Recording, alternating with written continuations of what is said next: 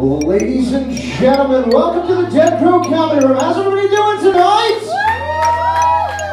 Welcome to Latefear with your special guest tonight, Devin DiMattia, Bridget Callahan, and here's your host, Maxwell! Hey guys, how you guys doing tonight? All right. Welcome to Latefear. I'm Maxwell. Thank you guys very much for coming out. We're gonna have a lot of fun. We've got two very awesome guests. Devin DiMattia is here to talk about writing his brand new play, directing the brand new play, The Continuing Adventures of the Crimson Shadow. The Continuing Adventures of the Crimson Shadow. I just like saying that. It's a very fun title. And we also have Bridget Callahan here tonight. Bridget is breaking a record for comics coming on the show. This is the third appearance on the show. She is the Gary Shandling to my Conan O'Brien. So this is. Oh, on that topic, R.I.P. Gary Shandling. You missed. Guys, I don't know if you guys heard this or not, but a brand new British exploring vessel has just been made. It's going out. Before they named it, they went to the one place you should never look for help on getting names. They put a poll online to name this new exploring vessel, and the name of the boat is. And this is true. The winner of this poll is Bodie McBoatface. Wow. They opened it up to a poll, and that was what this is. Bodie McBoatface. This wasn't even close, guys. This wasn't even close. Like Bodie McBoatface. Bodie McBoatface was number one with like 120,000 votes, and number two had like 30,000 votes. This was a blowout. This is Kelly Clarkson, Justin Guarini numbers, guys. This was not even close. Which is a shame because number two was the RRS Henry Worsley, which is named after an explorer who passed away earlier this year. So someone's now got to explain to that family that on top of that, Bodie McBoatface has been. Bodie McBoatface is one, yeah. It's a shame because that guy's last thoughts was, at least I'll have a ship named after me.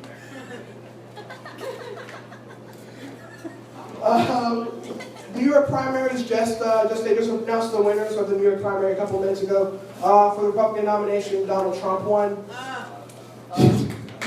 Was that a sound of shock or just pain? That sounded like you got run through with a sword just now. Trump. Which I think is interesting because earlier this week, Glenn Beck had a theory that Donald Trump doesn't actually want to be president, so he's doing everything he can right now to sabotage his campaign. Which is honestly what I thought when he launched his campaign by calling Mexicans rapists. Like everything he's been doing has been to sabotage the campaign. Am I wrong on this? If he thinks that what he's done this week is to sabotage, like what are the steps that he's taking deliberately to keep the campaign afloat? Like what are the if Glenn Beck believes that Donald Trump is making missteps deliberately, what are the positive steps he is taking towards this? Hillary won the Democratic primary in New York today. Last I checked, 60-30. Now, Bernie Sanders protesters did a very fascinating thing recently, where Hillary Clinton was on her way to a fundraiser, and Bernie Sanders supporters protested Hillary Clinton by getting $1,000 in singles and throwing it at her motorcade. To emphasize that she's the money candidate, that she's the Wall Street candidate. They just threw dollar bills at her candidate. I just want to know at what point of you throwing single bills at the female presidential candidate makes you feel good about yourself? At what point does it dawn on you that you're just like, yeah, take that, Hillary, take that. Oh, this is bad. This is. I meant for it to hurt, but this is demeaning. It's true. They threw single bills out at her, and they got the singles from a Bernie Sanders supporter who runs a Dollar Tree. Wow. So was he just running to the protest and just grabbing anything that he had lying around the house? It's like, we're gonna throw it. Oh, I got bills. Got a lot of dollar bills. They threw these dollar bills at her as her motorcade drove by. Then after the motorcade drove by, they went to the streets and they stomped on the dollar bills. which just made it really awkward when they had to pick them up afterwards. Because they've still got rent. They made their point. Like, all right, guys, that was fun, but we gotta eat. Can you pick these up? It's still money. I'm flat broke. I didn't have enough money to make my student loan payments this month. So I just gave Bernie Sanders $27 and hoped for the best. Like, that's my loan forgiveness plan, like, please. It's a long time. We haven't done the show in a while. We haven't done the show in about a month and a half. The reason being is just like I didn't feel like it, but like I didn't want to just admit that to people. Like, oh, I just didn't feel like doing the show. So instead, when people ask me, I'm just like, oh, we've been boycotting doing shows in North Carolina because they have legislation bill. That's what's going on. And now this is true.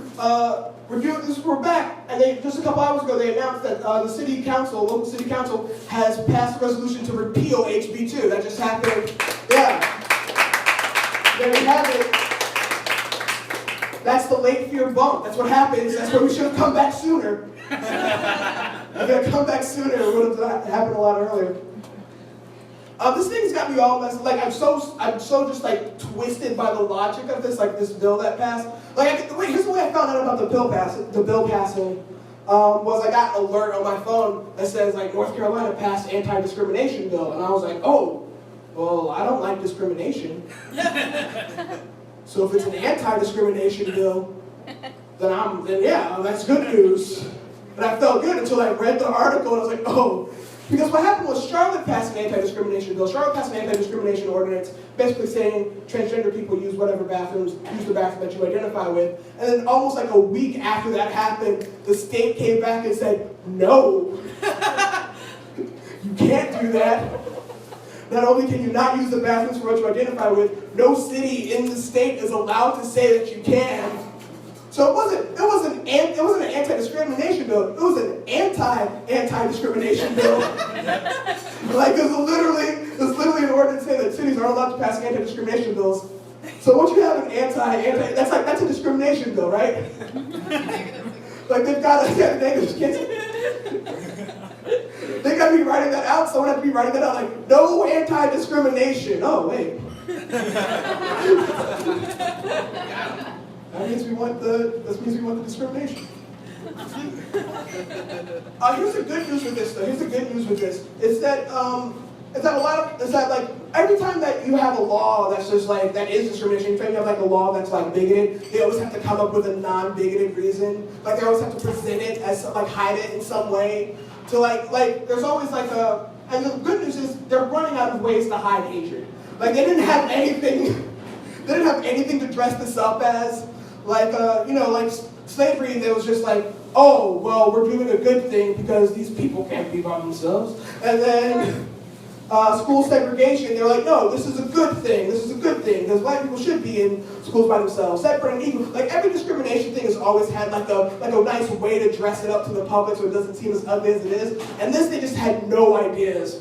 They're like, no, we don't want a man in a dress to be in the woman's bathroom. We want him to be in the men's bathroom with us.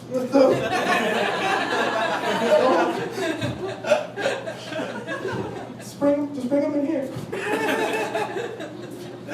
Like they keep on coming up with this whole snares like, well, we're protecting women and children, because there's this whole thing of like, oh, transgender people are predators that are just trying to get into that. Like, I don't know how much you guys know about transgender people, but here's the thing, they're not Trojan horses. You don't see like someone in a dress like walking to the women's room and then like they take the dress off and do like 5 guys that pile into it. It's like, wait, well, that's the one we got in. That's not a thing that happens. But that was the fear. They had no knowledge to back this up, and now like we have all these like ways of people protesting, like PayPal and a bunch of corporations said that we're going to have businesses here, and they're not going to anymore. PayPal alone, that was like 400 jobs. And you have to give it up to McCrory, because every time I think that he can't possibly find a way to screw the state out of more jobs, he finds a way. He's like the MacGyver of state unemployment. It's like, oh, quick, hand me that centuries of old bigotry, money from my donors, and fear of everyone that's different from me, and with that, I will make all of these jobs disappear, right? It's really impressive. And then there's other protests that are going on, like Stephen Schwartz, the musical songwriter, he's not allowing Wicked or any of his other plays to be performed in North Carolina anymore, which I think is a misstep. Because who are these people that are against gay rights but really love show tunes? Like, we're hurting the wrong people here. Like, if you want to hit them, tell them that NASCAR can't come to Charlotte anymore. Like, if you want to hit them, like NBA's about to pull out. That's going to hit some people. But you're going to be like, you say there's no more Broadway plays, and you're going to do no more musicals in North Carolina. It's like, oh, that's punching the wrong people. That's not. There's no overlap there. All right, guys, we're going to have a lot of fun. We have two really awesome guests tonight. First up, we're going to play a really fun game with two members of our Not Rowdy for Midnight players. Please give it up for Jordan Binch and Harper Turk, everybody.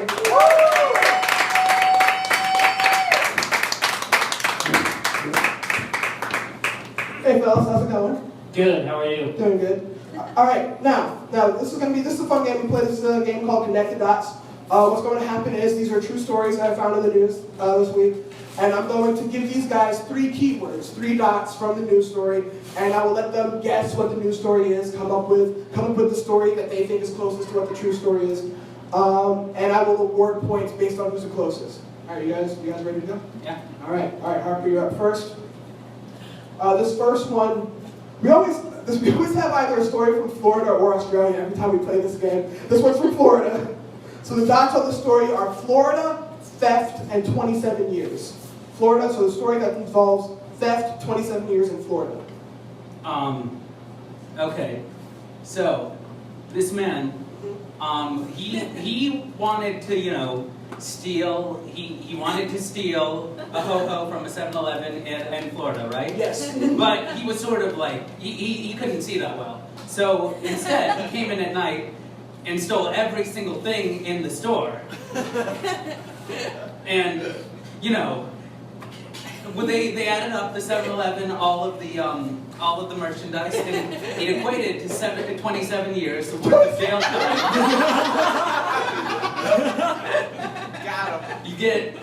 You can only steal so many yodels without it becoming a problem. Yeah, And that's what happened. That sounds like the time fits the crime. All right, Jordan, you're up. So that was correct? No. Now you'll guess the same story. I'm going to give you the same dots. Oh, the same dots. Yeah, and you'll tell me what you think, and I'll tell you guys what the true story is. Okay, can you give me the dots again? The dots again are, yes. Florida, theft, and 27 years. Okay. With the crack. A long time ago, Wills, precisely 27 years, Yes. a state was founded in the southeast of this country. That state, Florida. Oh, wow. That's recent.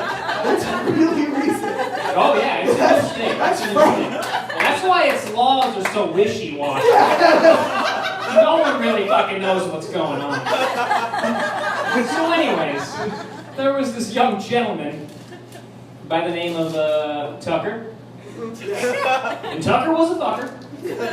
And he stole an alligator. Whoa. And he proceeded to throw this alligator through the window of a Wendy's drive-thru. Now, he was confused because he didn't fully understand currency, and he knows that gator boots are valuable. Subsequently, he was also given 27 years in prison. Oh, wow. It was more of an anniversary of the state, 27 years of state. Let's go with 27 years in prison. So every time a year passes, anyone who gets in trouble just has a longer sentence. Exactly. Because Florida's nostalgic. Yeah. No, that's how Florida works. That's a shame, man. They've got some wacky legislation going on. You should have just committed crimes like as soon as Florida was founded. You just get out. Oh, that first month of Florida was Yeah. riddled with crimes. All these 1-month sentences. Murder in 1 month. Okay, I'm a month. So was I right? Yeah, well, you guys are equally right on this story. You both are equally close, so we'll split the 150 points to both of you. The true story is 27 years ago, a Florida man stole a color TV and he turned himself in for it this week. Oh. He just turned himself in. Wow. His court date was today. What's the statute of limitations on color TV? I don't know. Once they go to HD, is that no longer? You think it's up, but apparently they were still holding a grudge. They still had a warrant out for him. Wow. That is Is it wild. like a zenith or? Like you still had like all like the tints and like it had the dials. and you had to still put the rabbit ears on it. Yeah, this is That's wonderful. yeah. No, he 27 years ago. What, was that the first color TV It ever was. made? Is that the problem? It's a historic relic. He stole it from a museum that had the first. Oh, wow. I'm lying. That's All right, Jordan, you're going to kick us off with this next story. I'm going to give you the dots. All right, you ready? Okay, give me the dots. Chimp, power line, and blanket. Okay. So a lot of chimps get confused between power lines and blankets, and that's where our story begins. Chimps are from warm climates. Granted, Florida, which this story does not take place in, is a warm climate. So that doesn't apply. But the chimp was cold. And he said, I need some warmth, Wills. I'm chilly. So he wrapped himself up in some power lines. Next thing you know, he's dead. Because they confuse power lines and We blankets. shouldn't have done that. Well, then the animal There's more to the EMT story? shows up. Okay. Oh, there's more. There's a lot more. We're going to be here for about 15 more minutes. Then the animal EMT shows up, which a raccoon, squirrel, and a donkey in a wagon. Not surprisingly, the donkey was pulling the wagon. That's a given. The squirrel was driving, and I don't remember the other animal I said. They noticed that the chimp was probably deceased because he had wrapped himself in electrical wires. So they went ahead and put a blanket over the corpse. The end.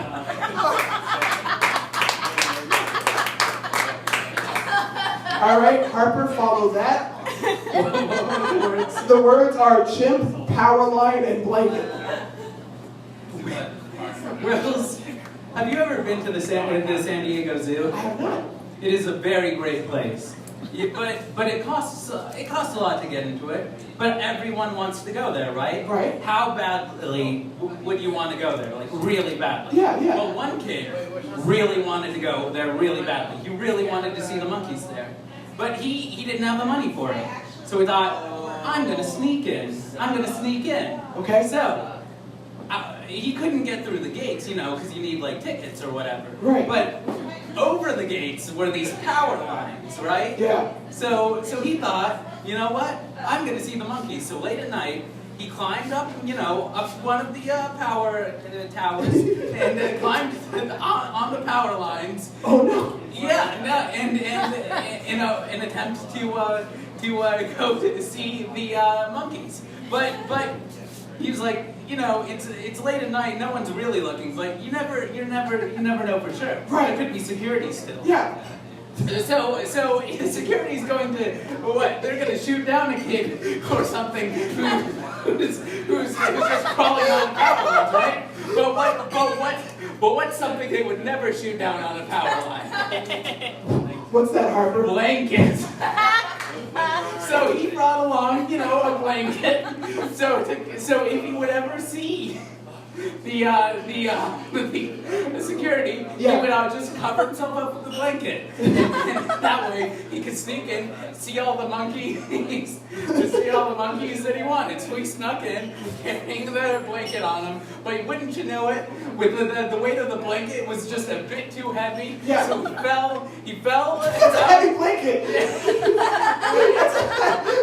He was also carrying a bunch of rocks with him. Oh, okay, that sounds about right. He was going to throw them at the monkeys if they were sleeping. Oh, I guess. I sympathize with that kid every time I found out he was throwing rocks at them.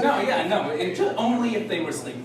But anyway, so he did that. So, but then with the weight of himself, the blanket, and the rocks combined, he fell down. He fell on right upon entry. But just in case anyone was worried, because of the blanket, he fell on the blanket, and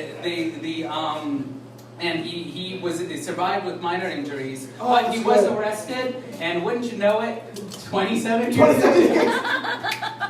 That feels right for breaking into a zoo. Too bad. He Throw rocks. was only 6 years old. Oh, jeez. He's like, that's his whole life. All right.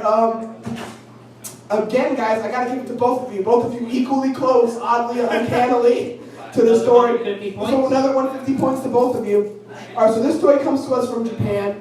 A chimpanzee escaped from the zoo, was spotted 2 hours after the escape, swinging from power lines like they were tree branches, and then they had to come out and shoot the chimp with a tranquilizer. Problem with that being is once you have a chimp up in the air that's now sedated, he fell from the power line On account of the sleepiness. on account of the sleepiness. Is that where the blanket comes in? That's where the blanket comes in. He's ahead of me. And there's video online, you can find this. There's literally people standing under him with a blanket, and they caught the chimp. He's fine. They caught him with a blanket. That's the best they could come up with? Sounds The like technology of Japan, the best they could come up with was a blanket? I gotta say, I think that monkey, you know what was the main problem? He was just a bit too curious. Oh, his name might have been George-san. On account of Japanese. Yeah, no, he's curious, and he's Japanese. Yeah. It's Curious George in Japan. Curious George-san. George, yeah, no. Okay. Yeah, that was good. All right, Harper, you're first up on this story. Mattress, app, and technology are the 3 dots. Mattress, app, and technology. Okay. So,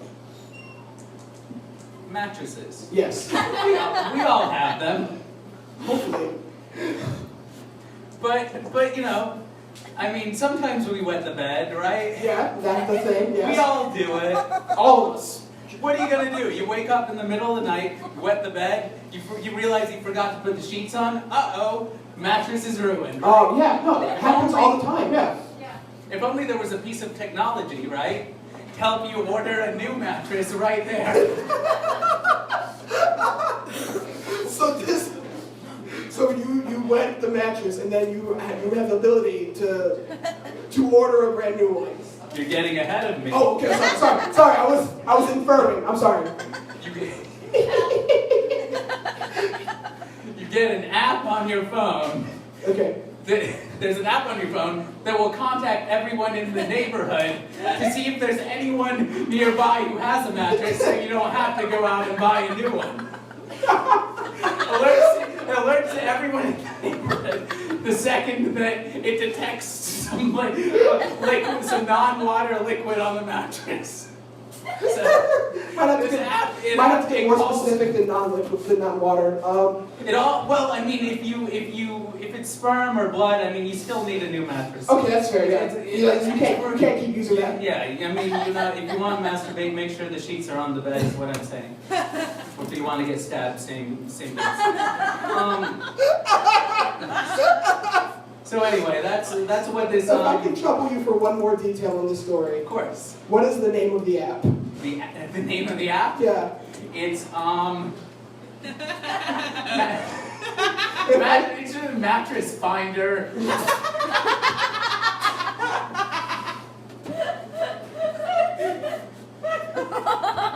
Mattress finder version 2.0. Version 2.0. The first version was really bad. It was like, wow. So many unnecessary deaths. Alright, okay. Alright, I follow you on this. Alright.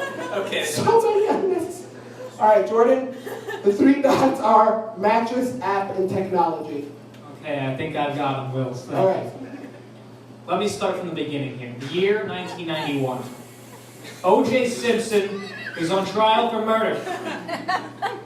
Dave Chappelle has started his comedy career. Is any of this relevant? No, thank you for asking. So, a man by the name of Steve Mattress comes out with a new technology, and it's called an app. And what does it do? I don't know. I don't know what it does. Do I care? No, but it's good. Yeah. Shall I continue? Please do. Yes. I think I might. I think I will, actually. So in this app, from my understanding, if you type in the word mattress, it says, hey. Wait, That's a technology. wait, verbally or? No, yeah, it says, hey. It says, hey. Hey. That's a technology, bud. And then, you know, from there, it gets complicated. Okay. And I don't know, you'll be able to grasp this. I don't know if I will, on account of my low IQ. But, so basically what happens is from that point forward, there's some sleeping involved, and there's technology after that, Yep. and then there's an app, so it all comes full circle. Thank you. Okay, all right. Thank you, Jordan. Yeah. Amazingly, Harper was the closest on that story. So all 300, Harper picked up all 300 on this. Shocking. This is, yours was the more realistic sounding one, so you'd think yours would be the closest. Can you use the word that makes more sense to the people in the audience? Because I know what holistic means, but I... No, realistic. Sorry, real. Oh, okay. Real. It wasn't a word. It wasn't a word, guys. Illistic's not a word. That's not a word. I don't think so. The word was realistic, Realistic. which means real and stuff. We hired Jordan for his brains. Yep. So this is a map. It's a smart mattress, and that is an app that alerts the user whenever someone is having sex on their mattress, so that way they know if their partner is cheating on them. Good. The tagline for this company is, "Your partner might not be faithful, but your mattress is." What is... How... Okay, I'm not even good app, I guess. What happens if you're single and you're at work and like you get an alert? Like, I need to get home. I need to get home now. I don't even have a roommate. No pets. I need to call the cops now. Someone's broken into my place. Didn't steal anything. Just a- had sex on your bed. Unfortunately for you, the sheets weren't on it and they jizzed all over They it. jizzed all over the room. If you had had mattress binder, you could have a new mattress binder. But you don't. You're out of luck. Harper Turing and Jordan Finch, everybody. Thank you. Oh my God. Leave it to Harper to come up with like the most terrifying Goldilocks scenario ever, right? Like this bed is just right.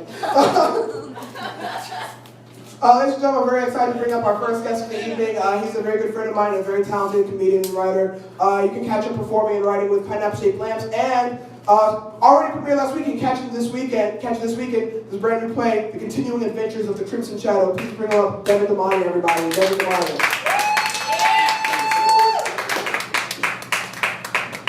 I just want to give a shout out to Jordan Bench for using the phrase wishy-washy. Good job. Awesome job. Wishy-washy Florida in their feud. You're the target audience for the play that I'm all 1940s dialogue. It's going to be good, guys. Yeah, because I love it. The play is set in the 1940s. Yeah. And I'll take us through this, because this is in the style of if I understand this correctly, the style of an old-timey radio play. Right. It was, so basically it's weird because people have been asking me, like, I've been doing a lot of interviews about this play, and people that have been interviewing me are older than me, and they've been like, they get like suspicious when I talk about the play, because they're like, but you're young, why do you care about that? You're from the narcissistic generation. Yeah. Why would you go to a decade earlier? Yeah. Yeah. But no, it was like when I was a kid growing up, I would go to the local public library and check out Orson Welles' version of War of the Worlds. I had this weird, I was obsessed with like old timey radio, and it's funny because like now it feels like culture is starting to get into that thing too, like the whole like podcasting thing, like Welcome to Night Vale, and the Thrilling Adventure Hour. There's definitely this like resurgence of that kind of radio as like a medium, like an art form. Exactly, yeah. But so I invented this fake radio show called The Crimson Shadow, and I wrote a play around it where it's about all the backstage drama between the cast and the crew, about just all the clashings of egos and stuff. And my friend Phil Antonino plays the lead. He plays the Orson Welles type. His name is Sam Conway. He's the voice of the Crimson Shadow, and everybody hates him because he's so full of himself. He's like, this show is like this one-way ticket to stardom, and everyone else just hates him for it. Now, if I understand this correctly, was this born out of a PSL sketch? Was this the originally? Yeah, it's funny. This show, it's weird thinking about it because this show, Pineapple Shaped Lamps has been around for about 6 years now. It just saying that freaks me out. Right. Yeah. And we started doing sketch comedy every week at the Brown Coat. We had a show called TNL, or Thursday Night Live, and we would do a weekly sketch comedy show. And I wrote a Crimson Shadow sketch. It was called The Crimson Shadow and the Secret Affair. And I think part of me wrote it just because I loved that title so much. Like I just loved like the goofy, like pulpy title of that sketch. I'm not gonna lie, writing the fake show within the show was so much fun. Like I don't know, there's something about just writing these goofy cliffhangers of episodes with no explanation whatsoever, just come up with a ridiculous villain, just getting to have characters say dialogue it's like once this clock strikes midnight, the trapdoor will lower, and then tearing your lifeless body limb from limb. Like I love writing dialogue like that. It's so much fun. And the thing is, like in a current climate, you can't any other way. Mm-hmm. Like it has to be like a really on the nose, like nod to like when that was the mainstream. Yeah. And so I wrote two sketches that we actually performed at the Brown Coat. And then I wrote like a third Crimson Shadow sketch that was going to be like a two-parter. It was like 10 pages each. And by that point, we actually tried to stage it. It got cut for obvious reasons. Wait, that's a 20-minute sketch. It's a 20-minute sketch. It would take up at least a third of the show. And it had been such a long gap between the second and the third one that's like, I'm bringing a thing back that we haven't addressed in like over a year. Right. So it would have been weird to just suddenly bring this concept back and have to reintroduce it to people. So by that point, I realized I had written like 40 pages of original material about this one idea. And I was like, shit, I've got enough for a play, I guess, maybe. That sounds awesome. And no, I just hunkered down, wrote an outline. I think I was living in Raleigh when I started really just like honing it and just like trying to figure out what the actual structure would be. And then when I moved back here, I finished it up in time for a City Stage Fringe festival that didn't happen. Oh. City Stage like touted this Fringe festival they were doing where they were gonna showcase a bunch of original plays, and then at the very last minute they were like, "Oh, we're not doing it." So I was like, "Oh, I just finished this play, so I'll hold on to it for a year." We just want to light a fire in me to finish the script. Yeah, and then like nothing helps me write more than a deadline. Like I will drag out an idea as long as I can until someone says, "Oh, we need it in a week." Oh, then it's done now. Here we go. That's awesome. So if Pineapple Shaped Lamps is like Wilmington's SNL equivalent, this is your Wayne's World. This is my your Coneheads. Yeah, this is your Coneheads. Yeah. We're making this feature length. Now this is really exciting. And you've opened last weekend? We opened last Thursday at the Red Barn. And these reviews were so. I saw our friend Gwyneth Roller wrote a very glowing review about you guys in Encore. Yeah, I was so very happy. Gwyneth's been a big supporter of not just me, but also of just like Pineapple Shaped Lamps in general. Yeah. really like vocal in her support. So I knew I had a feeling she was going to get a real like. She was really going to enjoy the show, and I'm so glad that she enjoyed it as much as she did. And I'm hoping, because of the fact that we're competing with like 7 other shows in town, I'm hoping that her words will hopefully inspire people to seek us out and see us, because I know it's hard being an original show, having to compete with Shakespeare and Green Day and What? Who are these? all these other things. Who's this Shakespeare dude? I don't. He's. Yeah, who's this? Yeah, that was legit like the American idiots. Yeah. So you've already. Is this your first time mounting an original? Yes. No, you're already 1 weekend in. What has shocked you so far about this process? Like, what have you been learning so far? Well, I think the hardest part is like just the act of letting it go. That's been the hardest part for me, because like I've been sitting in the audience for every performance except last Sunday. I finally got the I was like, all right, I need to steal myself away. I need to take a step back, because and Wesley Brown, the artistic director of PSL, even told me, he was like, Devin, you need to stop giving notes during the shows. You need to like stop texting people suggestions for things. The show is theirs now. And it's in the 40s. The president can't be like just constantly pulling their phone out. Yeah, right. In the 1940s. Oh, Devin says I need to slow down. All right. No, it's so weird being like coming from a film background, and the only stage directing experience I've had is doing the one-off sketch shows we do at Theater Now. Right. It's weird doing a thing that just keeps going. Like, it's going for 2 more weekends, and it's so surreal. Just like now I'm at the mercy of my cast and crew, who I love, who are doing an amazing job. You have a very hysterical cast. Who do you have? You've got Phil Antonino in the lead. We have Phil. We have fairly relative newcomer. Her name is Erin Plum. She was in Thalen's production of Name last December. She's really great as our female lead. Chris Lewis, who originated the role of his character. His character is Stephen Yakamoto, who is a Asian American voiceover actor trying to like make it big in the 1940s, and all that like anti-Asian World War II sentiment is going on. So he's sort of like having to swallow his pride and play all these stereotypical villains on all these shows. And so he actually originated that role when we did it at the Brown Code. That's really awesome. And so it's really cool. It was really nice of him to stick around and be a part of this, because I think he's really enjoying himself. So we have Chris.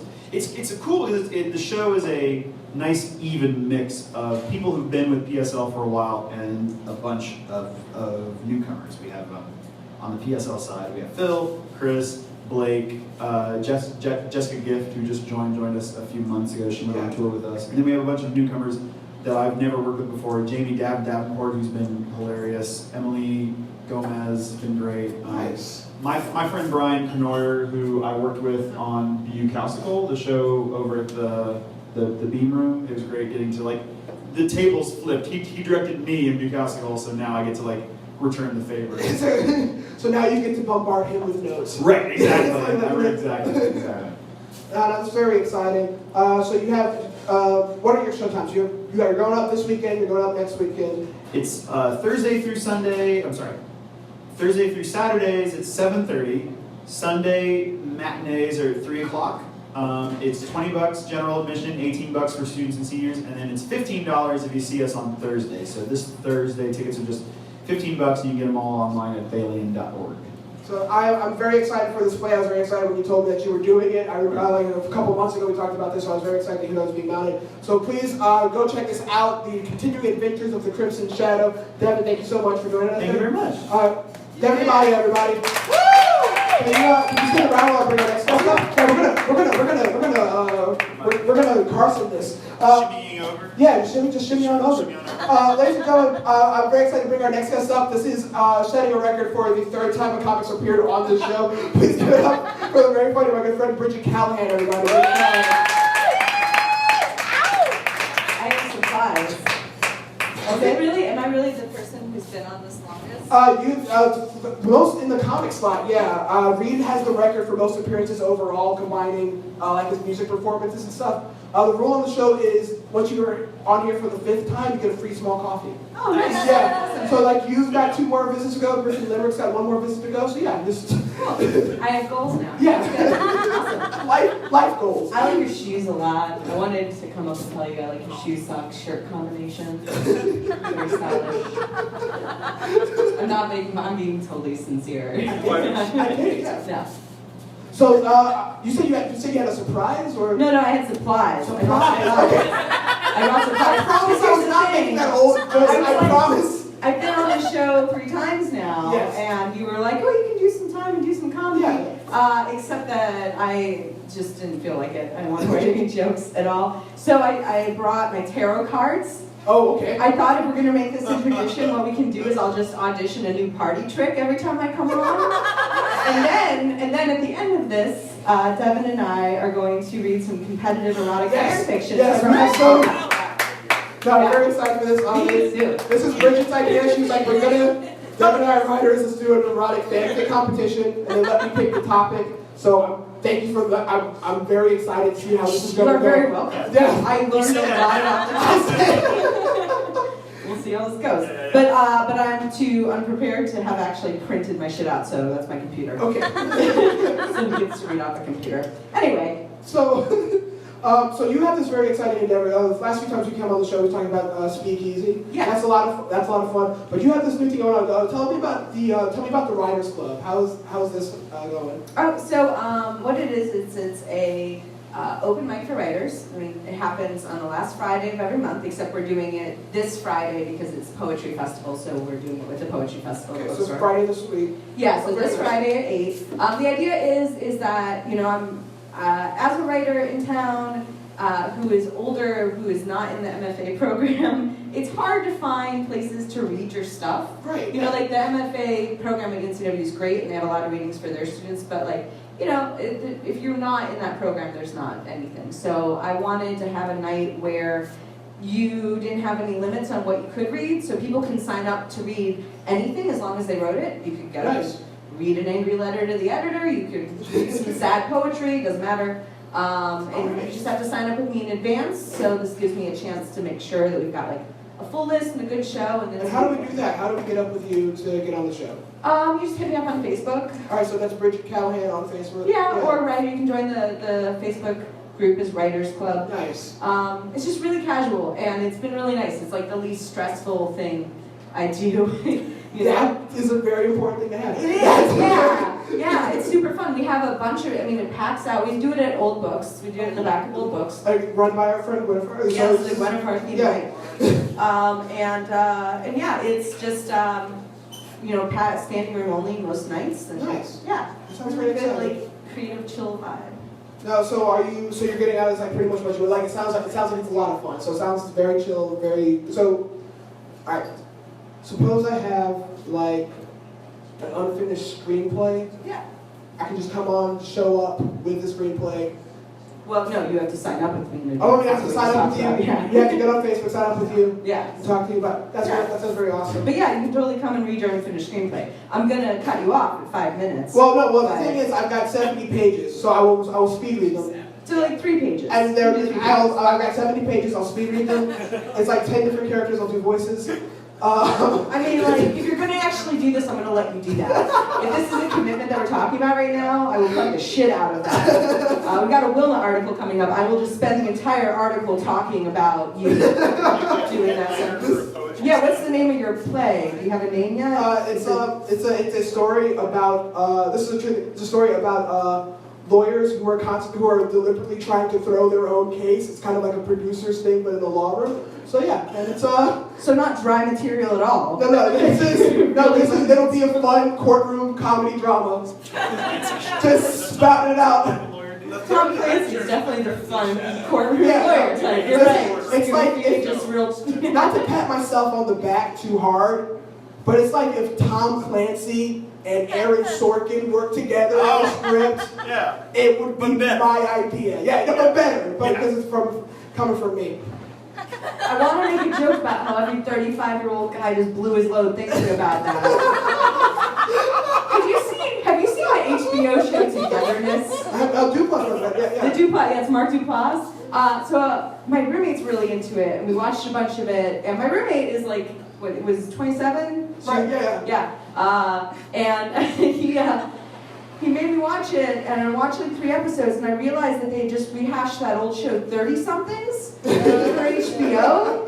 It's just a bunch of 30-year-old people being like, I kind of want to cheat on my wife, but I'm not sure, but I kind of want to cheat on my wife, but I'm not sure. And they all have really crazy, awesome jobs that they never go to ever. Of course not, because why would you? And their kids are like permanently 5, and they'll never grow up or talk about anything bad. I need to write that show, but that's a goofy courtroom drama. That's a best courtroom drama. Yeah. Just 30. It's Ally McBeal, what we just Yeah. described. Why bother? Why are we trying to come up with new ideas? Because people made a lot of money doing this. Now that's why you bother. Ally McBeal's still pulling in royalties. We should totally write Ally McBeal. Do not be a snob. It's not how you make it in writing. You have to take your opportunities. Stage play adaptation of Ally McBeal. Yeah, let's go. Oh my God, Devin. Yeah. All right, so if you guys want to support our Kickstarter, we're just adapting Ally McBeal Yeah. for City Stage. So I'm going Donations for the dancing baby. Yeah. Harper, do you want that? I feel like you inherently are good at that. I keep knocking. I know. I feel like I keep hitting it with my chair. First time I performed improv in Dead Crow, I have a scar from it still. I cut myself right on the wing of the crow. Oh, like I saw the comedy club. yeah, Blood. No, you can still see some red tint on the wingtips like that. Wow. I cut myself. Suffer for your art. Oh yeah. The crow may be dead, but it can still attack. Yeah, no, it's not. It's a dead crow. It's not a dormant crow. It's gonna still. A vengeful crow. It's a vengeful crow. It's a ghost crow. It's a vengeful ghost crow. So you want to do a tarot card reading? Yes, let's do tarot card readings. Awesome. Oh my gosh. Alright, so wait. Now, so how long have you been? How long have you been doing this? How long have you known how to do this? Let's see. So when I was in high school, that's silly. Don't do that. When I was in high school, I was a little witch because I was a recovering Catholic, and that's what you do when you're a recovering Catholic. You have to be waiting for like 3 years before you're atheist. It's a spectrum. Yeah. Catholicism does strange things to people. It really does. You go, yeah. Anyway, so I learned how to do them then, and then I actually took it seriously. Oh, okay. And then when I moved to town, so 2.5 years ago, I thought to myself that I could buy the tarot cards and learn how to do readings and then go down to Carolina Beach on the pier and chill and make some money by like giving people fake readings. Nice. So I broke the cardinal rule, which is that you're never supposed to buy your own tarot card deck. Someone's supposed to give you a tarot card deck. So this is like an evil, perverted tarot card deck. Oh, then by all means, let's get into this. Yeah, right? Then by all means. Jumanji. It's Jumanji. All this shit stuff. And here's the thing though, Steve Marcinowski used to be a roommate of mine. Yeah. And he was my roommate when I bought these. And I practiced on him.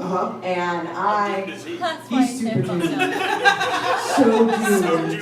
So dude. No one tell Steve. That's what happens. Steve knows. And Steve will be like, no, Bridget's good at that. Steve will talk me up. Steve will be like, yeah, Bridget's got some powers there. I'm not lying about that. Oh my God! So by all means, let me. We're gonna throw the book aside because we don't need the book. Have you read the book? You've read the book before though.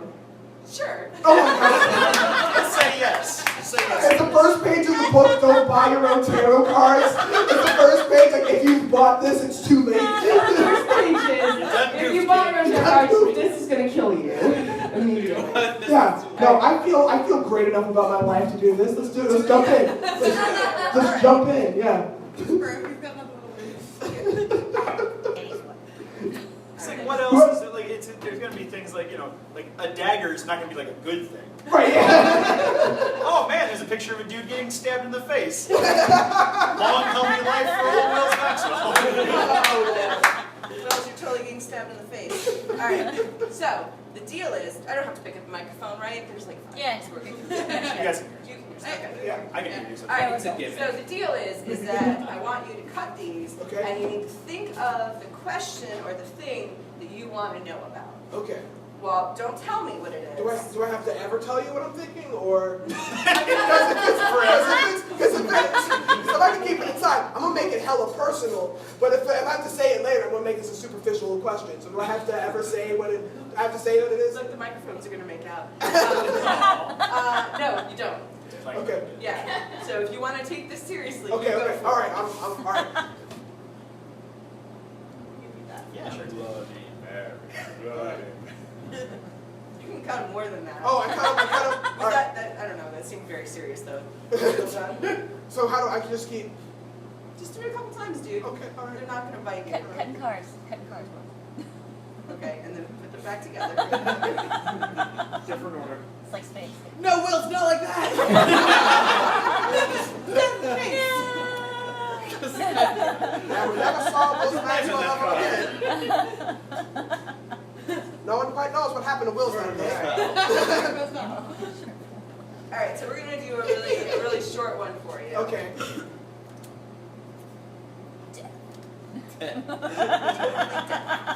All the deaths. I haven't had a tarot card reading before, and that was what I got last time.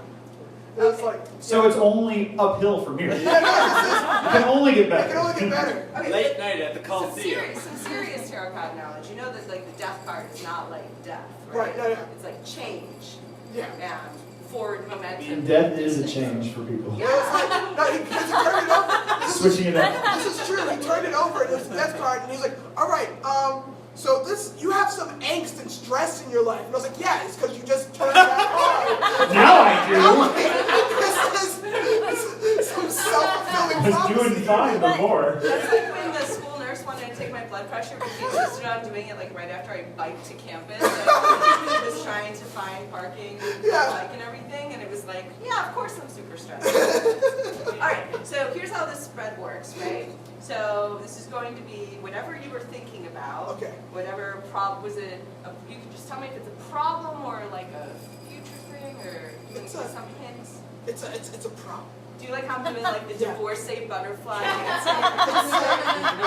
I love this woman. It's an internal struggle. It's my personal struggle. Alright, so we've got past, present, this is in regards to whatever you're thinking of. The Okay. past of it, the present of it, Okay. the future, the credit score, and John Williams. what you should do about All right. it. So we'll start with the Credit past of score. it, okay? So we have an upside down the sun. Okay. The position that the card is in actually makes a big difference, because if it's right side up, it's good. If it's upside down, it's evil. Okay. So this is evil for you. Oh. Get The you sun is stuck. evil. Guys, this is in my past, all right? I already knew this. Moved on. There is, this moved on. Okay.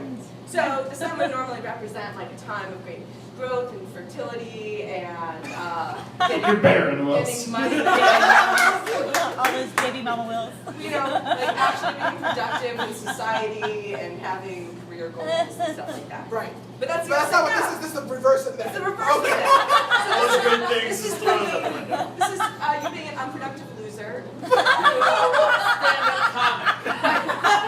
Just sugar Film coated. By the- degree, right? Yeah, graduating film degree. Yeah, Yeah. okay. By past, do you mean like an hour ago? Like how recent is this? Like, I don't know. That part's up to you. all right, all right. Part's up to you. Because this past feels like today. All right. So That's let's look at you in the present. Then, Okay, it's present. okay? All right. So the present is the queen. okay. It's an upside down, or not upside down, right side up queen. Okay. Right. So this would mean that you are stuck in. Oh, it's Queen of Pentacles. Okay. I should say that. So you have what been hitting up the OkCupid site, talking to some emo girls, or let's see, maybe it's going to basically be a powerful woman in your life Okay. who has some issues with tattoos and dream catchers. Do you know anyone who's really Every woman and woman. Yeah. There's a, yeah. Okay, Anyone who writes for Atlantis at your All the Atlantis writers. All the Atlantis. What about Dream Cat? so, dream cats? Is that what you said? Dream cats. Cast. Oh, cast? The video game system. I don't know. You said, Wait, that was the one with know. Ego the Dolphin. Ego the Dolphin. Yeah. yeah! Oh, I play that game all the time. Alright. Yeah, all right. That game taught me that dolphins breathe air. All right. Because there's a little air meter at the top. The Dreamcast is good for one thing. Yeah, there's a little air meter at the top, and you play this dolphin. If you didn't go to the surface, it's like, oh, he goes dead, and you're like, oh crap. Could Sonic Adventure DX teach you that? No. But that taught me persistence. And going fast. Tenaciousness. Yeah, you really Sonic gotta is go tenacious. Yeah. Alright, so then this is your future. Okay, this is my future. All right. Alright. The future is a 4 of Swords, which means that for July 4th. Literally a card full of daggers. I didn't hear what you said. Stabbed in the face. Oh, stabbed in the face. Four That's times what in the I was face. doing. No. I don't like how she said that like she was cheering for it. Like she's like, yay. She's gonna be holding the dagger. Harper Drake, new host of Blackbeard. She's a warrior. It's okay. Well, she's in the audience for this show.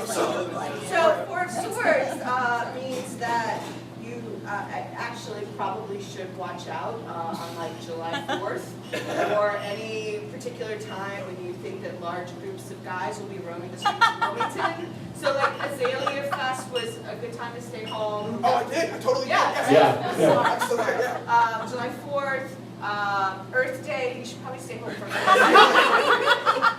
Earth is gonna swallow you up with. So like no more major holidays for me? Like I can't leave my house? Okay, well that sounds good. That sounds good. And look, your credit score will go up. High Priestess. So stay home. Your credit Take that, score will- Experian. It's all Suck it. Here's what you should do about the problem. It's an upside down King of Pentacles. I would point out that it is the actual opposite of your present, the Queen of Pentacles, who's right side up. So probably you should just submit to whatever weird abusive relationship you think about anyway. Because you don't need to leave your house anyway. Thank you so much. I love this. Thank you very much. Bridget Callahan, tarot card reader. Alright, so Please, by all means, I've been looking forward to this for weeks. me too. Let's get into the erotic fanfic competition. 4 weeks. We just announced it like 5 days ago. Yeah. All right, let's rock paper scissors to see who goes first on No, this. I want to read Devin's first. Can I? Oh no. Oh God. Oh, no. All right, so you guys are reading your own. So Devin, you're gonna read our. No, we're We're switch. swapping. Oh, you guys are swapping. So basically what I did is I tried to write something that would make Devin as uncomfortable as possible when he was reading it. What's the theme? Is Okay. this Sonic? So let's say they asked me to come up with the theme for this, and the theme for this erotic fanfic is they have to write an erotic Pac-Man fanfiction. Nice. Guys, I learned so much about Pac-Man while researching this story. Like, I'm serious. First of all, did you know that they originally named him Puck-Man, but then people kept vandalizing the arcades to say Fuck-Man, so they had to rename it to Pac-Man. Wow, I'm not even joking, that's for real. Wow. I mean, for real, like I saw it on the internet. I mean, it says really. Also, there was a thing, I think I put it on Facebook, it was a quote about how when they were figuring out Mrs. Pac-Man, they wanted to call her Pac Lady or Pac Woman. Yeah. And then they I've were got a type 5 about how it should be Pac Woman. So yeah.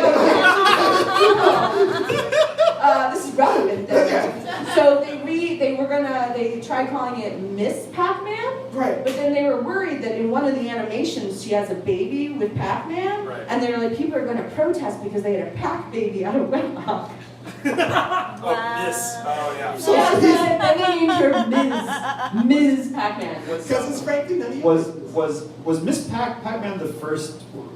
Was it the first instance of just slapping a bow on something? Or the female version of There's something? actually, so they I think Minnie Mouse was. I think. yeah. I guess that's true, but she has She like had a other. dress. She has like a skirt. Oh yes, yeah. There's other. Yeah. No, they actually designed like an entirely different game called. I think this is how much I learned about this today. Yeah. Crazy Auto was the name of the game that they designed. Right. Thing went out. Did you And yeah. and then they got into a lawsuit with Atari, and they couldn't do the game, but they didn't want to lose all the programming they had done on the game, so then they just changed all the characters to Pac-Man and named it Mrs. Pac-Man to make it a different game, so they could still market it. All right.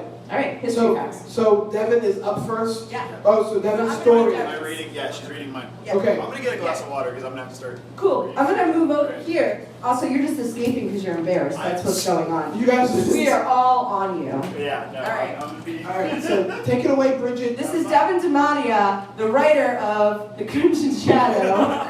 His first. Is this your first erotic fan fiction attempt? It barely even counts as erotic fan fiction. So We'll see about That that. didn't answer the question if it's the first. Is it your first or your worst? There's a difference. Dodge the question, have you written it before? Over and over and over again. All right. Bartender, give me another. It was an all too familiar remark, uttered by one of the regular characters at the local tavern. He eagerly clutched the cold glass in his hands, taking no heed to the strange looks he was receiving from the other patrons. He was used to it by now. He knew his appearance was somewhat unusual. He had piercing blue eyes, a shiny bald head, not to mention a bright red glow that emanated from his entire body. He was also floating about 6 inches off the ground. How'd it go tonight, Blinky? Asked the doctor. This is already the best thing we've ever done. Terrible, the exhausted ghost replied. I don't know what was going on with the yellow guy tonight, but he was on fire. We went through at least 100 levels before he started showing any signs of fatigue. I thought we were going to reach the kill screen. I tell ya, I would like nothing more than a little something to help take the edge off. And that's when the door opened, and in walked Inky. Blinky had never really noticed it before. Up until now, he'd always considered Inky as just another coworker.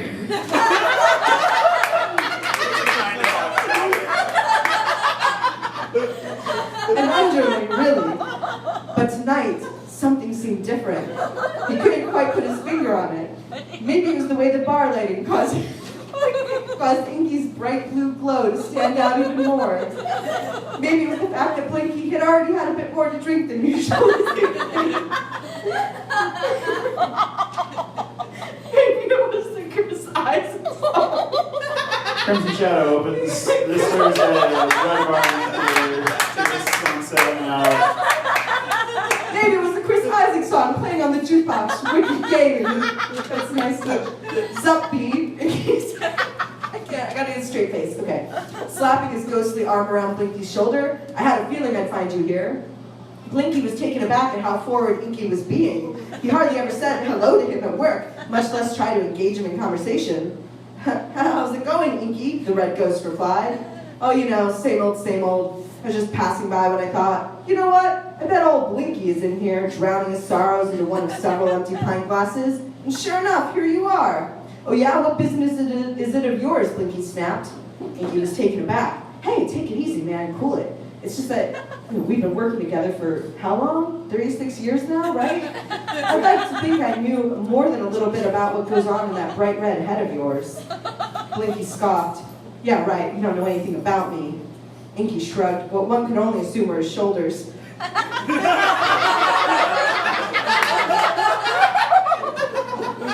I know you've been coming here every night after work for the past few months, drinking yourself to death in the seedy bar, avoiding interaction with others. Look, Inky looked around to make sure no one was eavesdropping on his conversation. Clyde told me what happened between you and Miss Pac-Man. I'm sorry, man. She was no good for you. With that, Blinky slammed his pint glass onto the counter, jumped off his bar stool, and stared directly into Inky's eyes. How dare you! I ought to kick your ghostly excuse for an ass right this minute. Whoa, whoa, whoa, Inky said. Take it easy. I didn't mean anything by it. Look, we ghosts need to stick out for one another. It's a rough and tumble world out there. One minute you're chasing after Pac-Man, ready to take him down. Next thing you know, the tables have turned. You're flashing blue, and suddenly Pac-Man's mowing you down for a measly 200 points. But this whole sordid affair you had with Miss Pac-Man is beneath you, man. You need to stop pretending to be something you're not. Oh yeah, said Blinky. And what, pray tell, do you think I need to do instead? Well, I don't know, he said. He was blushing slightly, small rings of red appearing on either side of his bright blue face. I was thinking, maybe you might be interested in someone like me. Yeah. Ha! Shouted about it, Blinky. You must be joking. Hey now, said Inky. It's not like I'm coming up with this out of thin air. I've seen the way you look at me. I know the other ghosts have been talking, so why don't we give Pinky and Clyde something to talk about, huh? What do you say? Besides, Inky leaned in close to where he assumed Blinky's ear was and began to intone in a hushed whisper. Mrs. Pac-Man isn't the only one with experience gobbling balls. Awesome.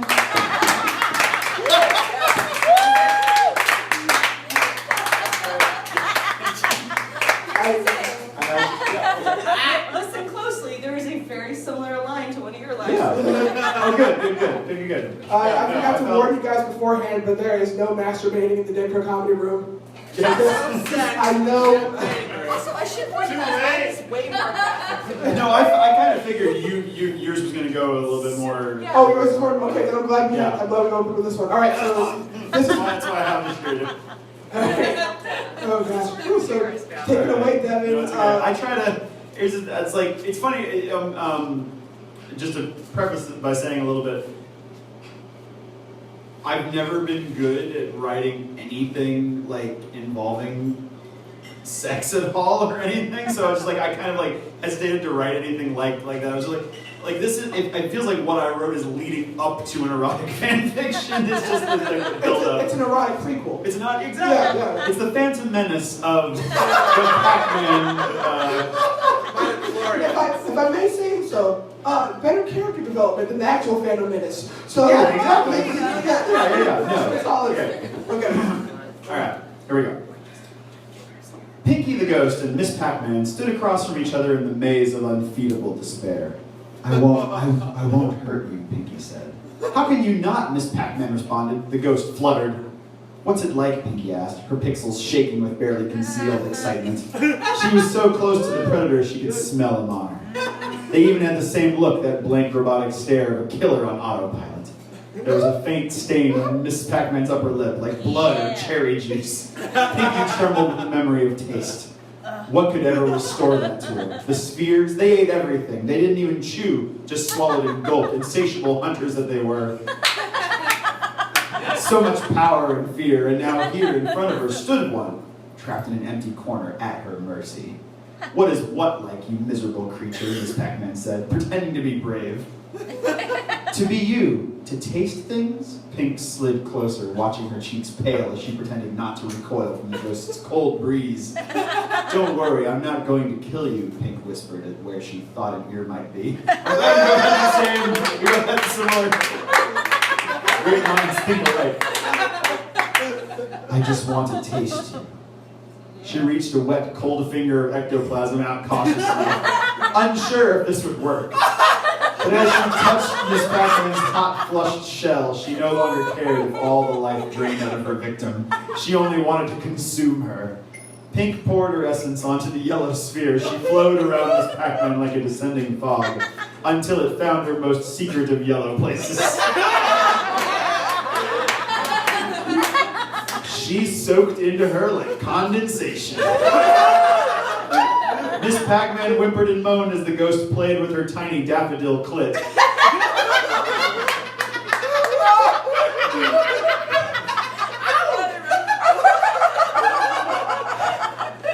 Smell it. Three words I never thought I would say on stage with the Dead Crow. She had never felt anything so terrifying and filling, something so life-affirming and yet on the brink of death. Mr. Pac-Man had never been able to lick her like this. His mouth was too wide, it just didn't fit. Would she die? Would she blink out of existence, all her lives used up? Would she even care if she did? Pink slid her wet fingers up and down, rubbing Miss Pac-Man's shell like a genie lamp. Please don't kill me, Miss Pac-Man begged. I don't want you, Pinky whispered. I want him. He'll come if I've got you. Nice. Oh, wow. Here we go. All right. And he came, the great yellow shark, gliding in like a tiger who has smelled the scent of his lover. Pinky barely noticed. She was so intent on making Miss Pac-Man cry and moan in new ways with every swirl of her jelly tentacles. The great eater was alert, his senses teeming and his blood pumping with all the sounds all predators love, sex and weakness. He came up behind the ghost who was writhing with her victim. Writhing is an amazing word. Can you just say that? It's an amazing word. And opening his mouth wide, extended a giant, hard yellow cock from out the center of his sphere. So he has a dick in his mouth? Okay. I mean, where else is he gonna put it, Rose? When you think about it. It's like the only opening. Yeah, really. If that dick were to have a dick, where would you put it? Is it out the back of him, maybe? Okay, sorry. That's fine. Sorry. Okay. Pinky was too distracted by Miss Pac-Man's desperate begging cries by what she thought she could almost taste with her flickering tongue. And as Pac-Man took his first deep thrust into the ghost, Pinky shuddered with surprise and turned a bright, sparkling blue. The yellow beast fucked her harder and harder, faster and faster, driving the ghost fog deep into his mate, until all that was Pinky's essence scattered like dust into the maze. And only then did he come, with a huge, terrifying roar, raining cherries and apples into Miss Pac-Man's open and waiting mouth. Then, without a word, he glided off into the darkness to hunt and eat again. But back at the center, Pinky found herself reborn and vowed that next time she would be faster. Life was endless, and she had time.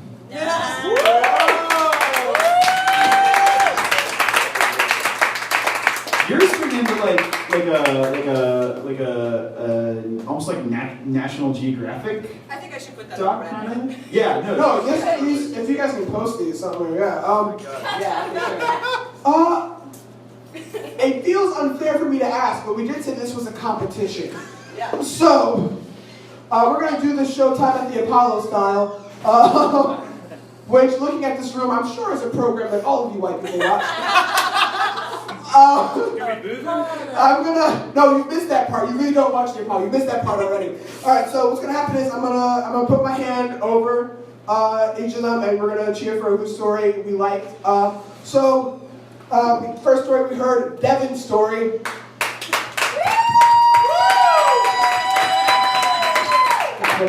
He didn't make that point. All right, and second story, Bridget's. Guys, I feel comfortable calling that a tie. Not pushing this any further. Guys, thank you so much. My thanks to Devin and Bridget. My thanks to Harper and Jordan. That's our show tonight, ladies and gentlemen. We'll be back in 2 weeks. I'm Maxwell. This is what I wanted to do when I grew up. Good night, everybody. Dare to dream. This is it. This is what I wanted to do. Then stop dreaming. It's done.